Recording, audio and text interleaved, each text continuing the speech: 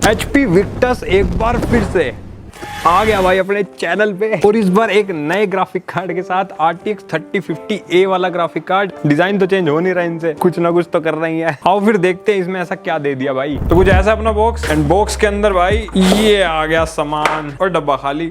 Unboxing हम पहले कर चुके हैं। ये रहा अपना ब्लू कलर का विक्टस, एक आती है अपनी पावर कोड, एंड एक अपना वही टिपिकल HP का अडेप्टर 135 वोल्ट्स के पावर आउटपुट के साथ, ये वाली चार्जिंग पिन के साथ, और एक छोटी सी यूजर मैनुअल मिलती है इसके साथ। और ये क्या ही काम आएगी। तो आज की वीडियो के अंदर हम भाई कोई डिजाइन, पोर्ट्स, बिल्ड वगैरह ये सब चीजें नहीं देखेंगे, क्योंकि बिल्कुल सेम टू सेम लैपटॉप है। हमने बहुत सारे वेरिएंट्स रिव्यू ऑलरेडी कर रखे हैं विक्टस के। तो अगर इन केस तुम्हें वो सब चीजें देखनी है तो हमारे पुराने रिव्यूज चेक कर सकते हो। मैं डिस्क्रिप्शन में या फिर आई बटन पे लिंक डाल दूंगा। और अगर नए हो तो सब्सक्राइब कर दो इस बात पे, ताकि तुम्हें भी नॉलेज हो जाए यार हर चीज की। HP के गेमिंग लैपटॉप्स में ना ओमन गेमिंग हब का सॉफ्टवेयर आता है, एंड अपने इस लैपटॉप में भी वही है। तो कुछ ऐसा अपना सॉफ्टवेयर है, यहाँ पर सारी चीजें देख सकते हो। पुरानी वीडियोस अगर देखी होंगी तो पता होगा तुम्हें कि क्या क्या मिलता है इसमें। ये विक्टस लैपटॉप है ना, जो यहाँ पर क्लिक करोगे तब हम इस लैपटॉप की सेटिंग्स वगैरह चेंज कर सकते हैं। यहाँ पर सारे स्टैट्स दिखाता है, और ये है मेन अपना परफॉर्मेंस कंट्रोल। एंड इसके अंदर भाई 3 ही मोड्स मिलते हैं, कोई परफॉर्मेंस मोड वगैरह नहीं दे रखा। और सबसे इंपॉर्टेंट चीज, इसमें मक स्विच नहीं दिया हुआ हमको। 2024 के हिसाब से गेमिंग लैपटॉप में एक मस्ट चीज है। अगर ग्राफिक कार्ड अगर डेडिकेटेड है लैपटॉप में तो भाई वो बहुत काम की चीज है। बाकी यहाँ पर फैन स्पीड को हम कंट्रोल कर सकते हैं, या ऑटो पर है। अगर इसको मैक्सिमम पे करेंगे तो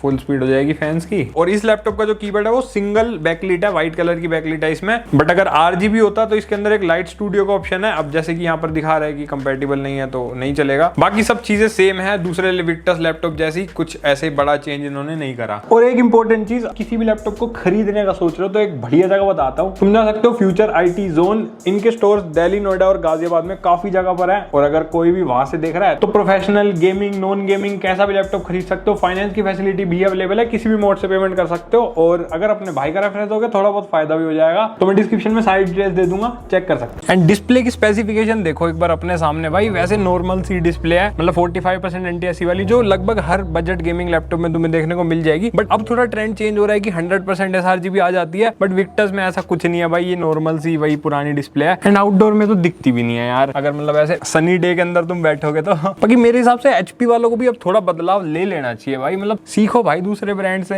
एंड हाँ, कोई कलर ग्रेडिंग या कलर एक्यूरेसी वाले काम नहीं हो पाएंगे। बाकी नॉर्मल कंटेंट कंजम्पशन करना है, कोई ऐसा एंटरटेनमेंट के लिए यूट्यूब वीडियोस वगैरह सब चीजें करनी है तो वो सब कर सकते हो। थोड़ा हो सकता है वीडियो एडिटिंग वाले लोगों को दिक्कत आए, क्योंकि कलर्स काफी एक्यूरेट नहीं आएंगे इस डिस्प्ले के अंदर। एक्सटर्नल मॉनिटर लगाना पड़ेगा फिर तुम्हें भाई। एंड वेब कैमरा इसके अंदर हमारे पास 720p वाला मिलता है। क्वालिटी देख लो भाई कैसी है। थोड़े से मुझे येलोइश से कलर लग रहे हैं इसके, बाकी 720 के हिसाब से जैसी है वैसी देख सकते हो, उतनी है, बहुत बढ़िया तो नहीं है। एंड माइक भी इसी का यूज कर रहे, तो माइक की क्वालिटी भी चेक कर लो कैसी है। एंड स्पीकर्स Bang & Olufsen के डाल रखे हैं, तो आवाज सुने। 2 वोट्स के 2 डाउन फायरिंग स्पीकर्स हैं।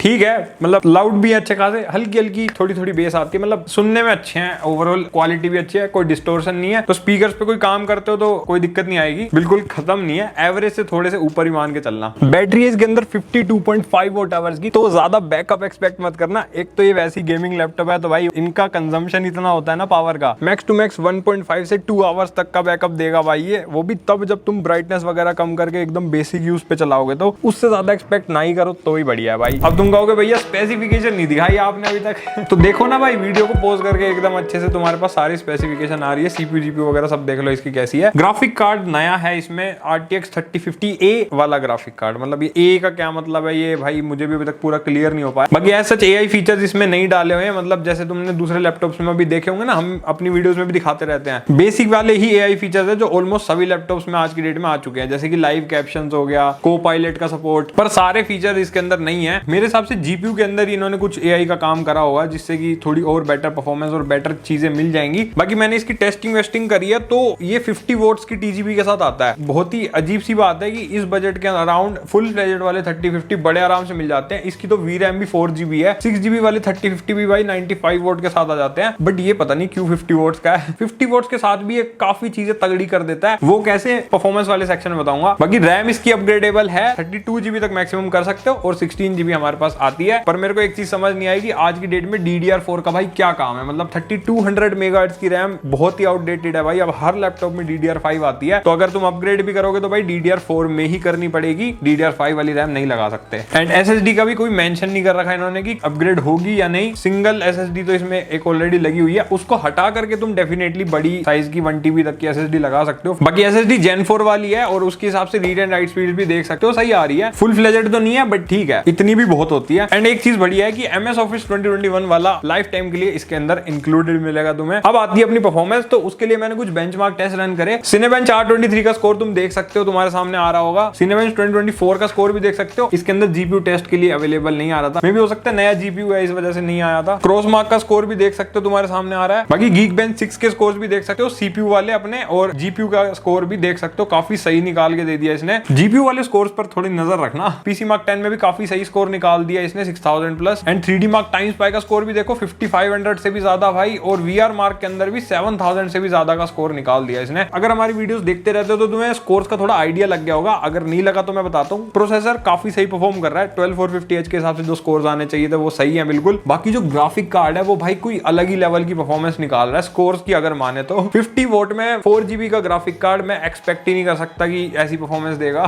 तुम साइड बाय साइड यहाँ पर 6GB वाला जो 3050 है उसके स्कोर्स देख सकते हो, एंड जो 4GB वाला 3050 Ti है ना हमारा, उसका भी Geekbench 6 का OpenCL स्कोर इसके आसपास का ही है। तो ये मतलब अपने से बड़े भाइयों को टक्कर दे रहा है with very very less power. तो मतलब 50 वोट्स के साथ भी ये फुल फ्लेजेड वाले 3050 ग्राफिक कार्ड्स को टक्कर दे रहा है, इवन 3050 Ti को भी कुछ कुछ जगह पे। बाकी गेमिंग में एक्चुअली ये कैसा परफॉर्म करेगा वो भाई गेम टेस्ट करने पड़ेंगे तभी पता चलेगा। बट अगर तुम प्रोडक्टिविटी करते हो ना तो प्रोसेसर के हिसाब से तुम CPU लेवल की वीडियो एडिटिंग वगैरह, फोटो एडिटिंग वगैरह बढ़िया कर सकते हो। वीडियो एडिटिंग में 1080p हाई लेवल मैं रेकमेंड करूंगा, 4K लेवल की मैं रेकमेंड नहीं करूंगा। मतलब ज्यादा से ज्यादा बेसिक 2-3 लेयर तक की कर सकते हो। 1080p में तुम किसी भी लेवल की आराम से कर पाओगे। एंड म्यूजिक प्रोडक्शन वाले काम करने या फिर तुम्हें कोई भी ऐसे CPU लेवल का अच्छा काम करना है, कॉलेज लेवल तक सारे काम निकाल देगा। इवन प्रोग्रामिंग करते हो, कोडिंग करते हो, ये सब भी बढ़िया चल जाएगा भाई, उसमें भी कोई दिक्कत नहीं है। उस हिसाब से प्रोसेसर बढ़िया है। H सीरीज के प्रोसेसर बढ़िया ही होते हैं परफॉर्मेंस के हिसाब से। तो ओवरऑल बजट के हिसाब से तुम्हें कोई दिक्कत नहीं आएगी। जनरली इस बजट के अराउंड यही वाला प्रोसेसर मिलता है हमें। एंड ग्राफिक ओरिएंटेड अगर काम करते हो तो 3D मॉडलिंग, ब्लेंडर, आर्किटेक्चर वाले काम वो सब कॉलेज लेवल तक हो जाएंगे। बहुत ज्यादा हाई लेवल के मैं रेकमेंड नहीं करूंगा, क्योंकि VRAM जो है 4GB है भाई वो ग्राफिक कार्ड की। अगर ज्यादा हाई लेवल काम करने तो 6GB या 8GB वाले ग्राफिक कार्ड की तरफ जाओ। ये नॉर्मल कॉलेज लेवल में अगर तुम्हें सीखने के लिए एक लैपटॉप लेना है जिसमें तुम बेसिक चीजें कर सको, वो सब ये करवा देगा। अब आती है अपनी गेमिंग वाली जनता, तो भाई गेम टेस्ट करें एक बार, वो देख लो ताकि तुम्हें इस ग्राफिक कार्ड का आइडिया लग जाए। पहले हमने CS2 टेस्ट किया भाई वेरी हाई प्रीसेट के ऊपर, एंड यहाँ देख सकते हो कि हमारे पास 100 के आसपास FPS आ रहे हैं। मतलब कभी कभी 100 से ऊपर जा रहे हैं और कभी कभी 80-90 तक आ रहे हैं, बट 80-90 तक तो आराम से आ ही जाते हैं। एंड डेफिनेटली हाई प्रीसेट कर लोगे तो 100+ FPS मिल जाएंगे, तो ई स्पोर्ट्स वाली गेमिंग हो जाएगी।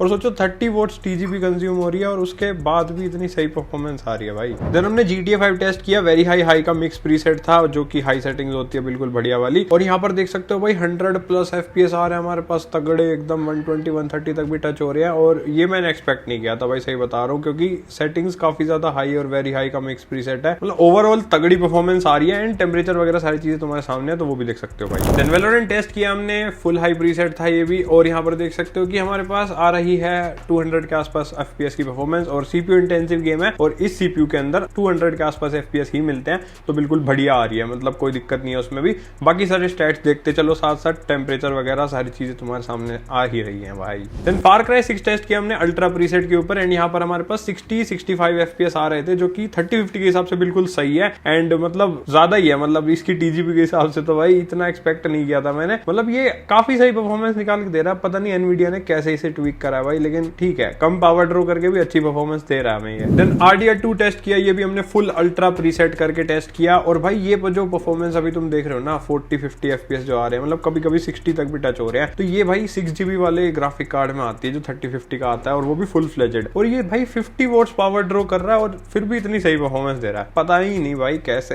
देन हमने गॉड ऑफ वॉर टेस्ट किया अल्ट्रा प्रीसेट पे, एंड यहाँ साइड में से DLSS का डिफरेंस देख सकते हो हमें कितना देखने को मिलता है। बहुत ज्यादा नहीं लगा, मतलब 2-4-5 FPS का ही मैक्सिमम डिफरेंस मेरे को देखने को मिला, तो इतना ही है। बाकी 40-50 के आसपास FPS आ रहे हैं, जो कि अल्ट्रा प्रीसेट के हिसाब से बिल्कुल सही है इस वाले गेम में, क्योंकि काफी ज्यादा हैवी टाइटल है भाई ये। देन हमने call of duty warzone test किया, ये भी बिल्कुल एकदम अल्ट्रा प्रीसेट पे टेस्ट किया हमने। हालांकि इससे ऊपर एक एक्सट्रीम वाला प्रीसेट आता है, लेकिन उस पर ये चल नहीं पा रहा था, तो अल्ट्रा पर टेस्ट किया। 50 के आसपास हमारे पास FPS आ रहे थे, एंड DLSS के साथ देख सकते हो कि कि 5-10 FPS का बूस्ट मिलता है, उससे ज्यादा नहीं मिलता। तो ये वाली परफॉर्मेंस मैं कहूंगा कि हाँ 4GB वाली ही मिल रही है हमें इस वाले गेम में, 4GB वाले ग्राफिक कार्ड जैसी आती है। बाकी कुछ गेम्स में ज्यादा बेटर हमें दे रहा था ये परफॉर्मेंस, बट हाँ ये चीज ध्यान रखना कि 50 वोट्स के अंदर मिल रही है। देन हमने स्पाइडरमैन माइल्स मोरालेस टेस्ट किया, एकदम वेरी हाई प्रीसेट था। एंड यहाँ साथ साथ देख सकते हो कि DLSS फ्रेम जनरेशन जब हमने ऑन करा तो भाई क्या ही जादू हो जाता है, 110 120 तक FPS चलेगा और वेरी हाई प्रीसेट पर इतने ज्यादा FPS कभी भी 3050 वाले से मिल नहीं सकते। ये तो भाई 4050 की ही परफॉर्मेंस है